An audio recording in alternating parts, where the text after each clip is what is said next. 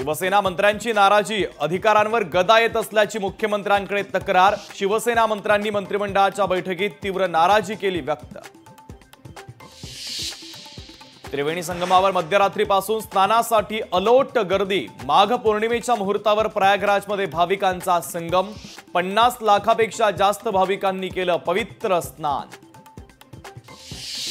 कुंभमेळ्यातल्या VIP ट्रीटमेंटच्या विरोधकांच्या टीकेला योगी आदित्यनाथ यांचं उत्तर।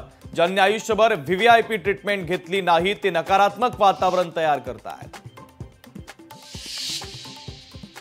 मुंबई उपनगरातील वाढत्या वीज मागणीचा प्रश्न सुटणार। अदानी समूहाच्या अतिरिक्त वीज पुरवठा करणाऱ्या विद्युत वाहिनी प्रकल्पाला अखेर हिरवा कंदील। पीओपी गणेश मूर्ती विसर्जनाच्या वादावर मंत्रिमंडळात चर्चा। आशिष शेलार यांच्यासह काही मंत्र्यांकडून नाराजी व्यक्त। पुन्हा सर्वोच्च न्यायालयात जाण्याचा निर्णय। घाटकोपर फलक दुर्घटना प्रकरणातील चौकशी समितीची फेररचना। समितीमध्ये गृह विभाग आणि बीएमसीच्या अधिकाऱ्यांचा समावेश।